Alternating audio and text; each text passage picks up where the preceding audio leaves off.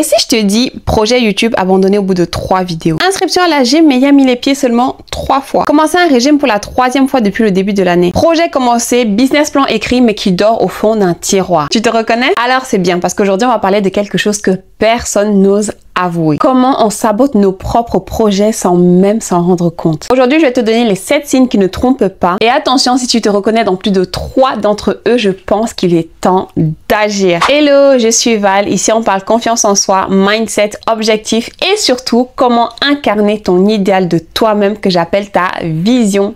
Et si tu n'es pas encore abonné, abonne-toi! Aujourd'hui, je vais te révéler exactement comment ton cerveau te joue des tours pour t'empêcher d'avancer et de réussir. Alors, entre dans le vif du sujet. Premier signe d'auto-sabotage, c'est que tu dis toujours que tu n'es pas encore prête. Tu cherches toujours la pseudo-perfection avant de commencer quelque chose. Tu veux commencer ton podcast? Ah, mais il faut encore que j'apprenne le montage, que j'achète un meilleur micro, que je trouve le parfait générique. Résultat, 6 mois plus tard, tu n'as toujours rien publié. La création de contenu que tu veux commencer? Ah, mais il faut encore que je lise au moins 3 livres sur le sujet, que je me forme davantage, que j'ai au moins 500 ou 1000 abonnés avant de commencer. Pendant ce temps, quelqu'un avec moins d'expérience que toi, avec moins de connaissances que toi, avec moins d'expertise que toi, va se lancer et tout péter. La vérité, c'est que la perfection, c'est juste de la peur déguisée. Ton cerveau te fait croire que tu n'es pas prête pour éviter le risque d'échouer. Et laisse-moi te dire que l'échec, ça fait partie du jeu. Ça fait partie de l'apprentissage. C'est comme ça que tu vas grandir, c'est comme ça que tu vas évoluer, c'est comme ça que tu vas t'améliorer. Prie même d'échouer quand tu essayes quelque chose. Comme ça, ça va te dire directement ce que tu dois améliorer, ce que tu dois mieux faire et comment aller encore plus loin dans ton objectif. Deuxième signe que tu t'auto-sabotes, c'est que tu commences 10 projets en même temps. Tu es la reine de la dispersion. Lundi, tu commences ton projet. Mardi, tu as une idée géniale de chaîne YouTube que tu pourrais commencer. Vendredi, tu découvres TikTok et ça y est, c'est là-bas que tu veux te lancer. C'est là-bas que tu veux commencer à faire des vidéos. Et le dimanche, tu veux créer une newsletter. Et au final, tu as 10 comptes créés sur différentes plateformes de création de contenu, 10 brouillons, 5 projets commencés et 0 terminé. Pourquoi tu fais ça? Parce que commencer donne une sensation de progresser, mais sans l'effort de finir. C'est comme manger que l'entrée de 10 repas différents sans jamais finir le plat complet. Résultat, tu t'épuises, tu te disperses et tu n'avances jamais sur rien. Du coup, rien n'aboutit jamais. Troisième signe que tu t'auto-sabotes, c'est que tu attends le bon moment. Tu es la reine du timing parfait. Je vais attendre septembre pour vraiment m'y mettre. Après les vacances, je serai beaucoup plus disponible, donc je vais commencer à ce moment-là. Quand les enfants auront repris l'école, je vais le faire. Après les fêtes, ça sera plus calme et je me lancerai à ce moment-là. Au printemps, j'aurai plus d'énergie, donc j'aurai plus de facilité à commencer, à démarrer, à le faire concrètement. Spoiler alert, le bon moment n'existe pas. Ça n'existe pas le bon moment. Moi, j'avais attendu des mois avant d'organiser mes premiers événements en ligne parce que soi-disant, j'attendais le bon moment. Et tu sais ce qui s'est passé? Je m'en suis voulu de ne pas avoir commencé plus tôt quand ce n'était pas encore parfait ou bien quand ce n'était pas encore le bon moment. J'aurais dû le faire beaucoup plus tôt. Donc, ne fais pas la même erreur que moi, s'il te plaît. N'attends plus le bon moment. Fais-la maintenant. Tout de suite. Parce que la vérité, c'est qu'il y aura toujours quelque chose. Un enfant malade, un projet au boulot, des vacances organisées. La vie, en fait, tout simplement. Donc, le bon moment pour commencer, c'est maintenant, tout de suite. Quatrième signe que tu t'auto-sabotes, c'est que tu changes d'idée toutes les semaines. Tu es une collectionneuse d'idées de projets géniales. Semaine 1, je vais créer un blog sur la nutrition. Semaine 2, non, mais la méditation, c'est un domaine beaucoup plus porteur. Semaine 3, non, le développement personnel, ça, c'est l'avenir. Semaine 4, et si je me spécialisais dans le yoga?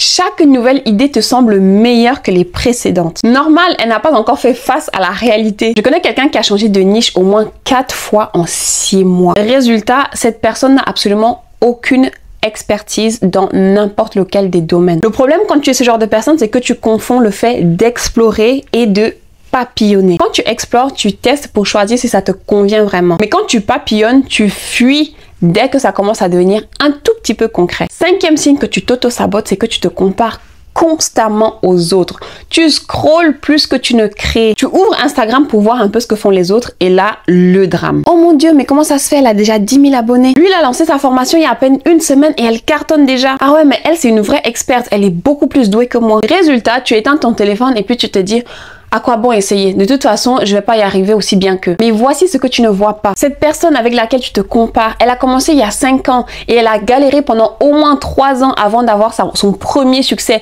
Même pas succès, avant d'avoir son premier client. Peut-être ça fait même 10 ans que il ou elle galère et que c'est seulement la 10e année que maintenant elle a du succès, qu'elle cartonne avec son projet. Cette autre personne avec laquelle tu te compares, elle a échoué au moins 5 fois avant d'avoir son premier résultat satisfaisant. Tu ne sais pas, cette autre fille avec laquelle tu te compares, peut-être elle passe 20 heures par jour. Bon, 20 heures c'est abusé, mais peut-être qu'elle passe des heures et des heures et des heures et des heures sur son écran à bosser. Elle n'a aucune vie sociale, elle ne voit pas ses amis, elle ne voit pas sa famille, son partenaire il est là, il se plaint qu'elle travaille trop. Tu ne sais pas. Le fait de te comparer aux autres, en fait, ça ne fait que voler ta joie et t'empêcher d'avancer pour atteindre tes objectifs, pour accomplir ta mission. Parce que le temps que tu prends pour te comparer, eh ben, tu ne crées pas, tu n'avances pas. 6e signe que tu t'auto-sabotes, tu cherches toujours plus d'informations.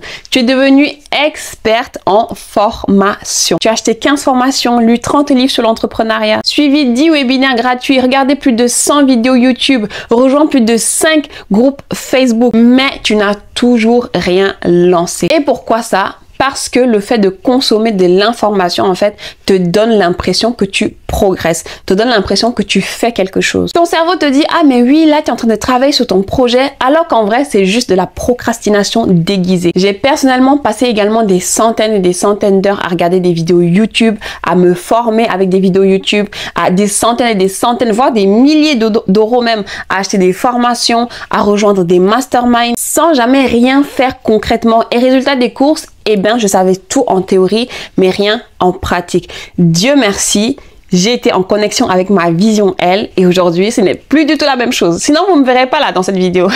La vérité, c'est que tu sais déjà assez, tu as déjà assez d'informations pour commencer. Et ce qui te manque réellement, ce n'est pas l'information, mais l'action. 7e et dernier signe que tu t'auto-sabotes, c'est que tu abandonnes dès le premier obstacle. Tu considères chaque difficulté comme le signe que tu dois arrêter, que ce n'est pas fait pour toi. Ton premier client n'est pas satisfait, tu te dis, ah mais de toute façon, je savais que je n'étais pas fait pour ça. Ton premier post n'a pas d'interaction, ah mais je savais de toute façon que personne ne s'intéresse à moi, c'est pas intéressant ce que je dis, je suis pas une personne intéressante. Mais je vais te dire ce que font celles qui réussissent. Elles voient le premier échec comme une information et non pas comme une condamnation. Par exemple, Sarah Blakely, la fondatrice de Spanx, a essuyé des refus pendant 2 ans, 2 longues années avant qu'un magasin n'accepte de vendre ses produits. Aujourd'hui, elle est milliardaire. Donc, imagine si elle avait abandonné au premier non, au 2e non, au 3e refus, au 4e échec, au 5e dédaignement. Imagine. Tout ça pour te dire que l'obstacle, ce n'est pas un stop, c'est juste un détour. Mais si c'est que tu abandonnes à chaque détour, tu n'arriveras jamais à destination. Alors, faisons un petit récap des 7 signes que tu t'auto-sabotes. 1. Tu cherches la perfection avant de commencer. 2. Tu commences 10 projets en même temps. 3. Tu attends toujours le bon moment, le moment parfait. 4. Tu changes d'idée de projet toutes les semaines. 5. Tu te compares constamment aux autres. 6. Tu cherches toujours à avoir plus d'informations, à te former plus avant de te lancer. Et 7. Tu abandonnes dès le premier obstacle, dès le premier non, dès le premier échec. Si tu te reconnais dans au moins 3 des signes que je viens de citer, eh bien, tu as du travail à faire. Parce que maintenant que tu sais comment tu t'auto-sabotes, tu peux maintenant faire le travail pour arrêter. Et c'est exactement pour ça que j'ai créé le Vision L Club, mon club pour femmes ambitieuses qui veulent arrêter de procrastiner, qui veulent arrêter d'être freinées par la peur, le doute, le manque de confiance en elles pour tenir leurs engagements sur le long terme et atteindre leurs objectifs. C'est une communauté privée au sein de laquelle on casse tous les schémas d'auto-sabotage, où tu apprends à passer de l'idée à l'action, à tenir tes engagements envers toi-même et enfin voir tes projets, tes résolutions, tes objectifs aboutir. Parce que tu mérites d'être entouré de femmes qui avancent vraiment. Pas qui parlent de leur projet depuis 2 ans mais qui n'ont jamais rien fait pour le concrétiser. Le lien pour nous rejoindre est en description et dis-moi en commentaire dans lesquels de ces signes ou bien dans lequel ou lesquels de ces signes est-ce que tu t'es le plus reconnu. Tes projets méritent de voir le jour et toi tu mérites de les concrétiser. Voilà, c'est tout pour cette vidéo. N'hésite pas à l'envoyer à une amie dont tu penses qu'elle en aurait besoin. Et si jamais tu en as marre de stagner, de rester sur place, de ne pas avancer, n'hésite pas à rejoindre ma communauté de femmes ambitieuses. Ensemble, on va avancer vers nos objectifs. ensemble, on va avancer vers notre version idéale de nous-mêmes. Ensemble, on va avancer vers notre vision L. Je te dis à la semaine prochaine pour une nouvelle vidéo. Bisous!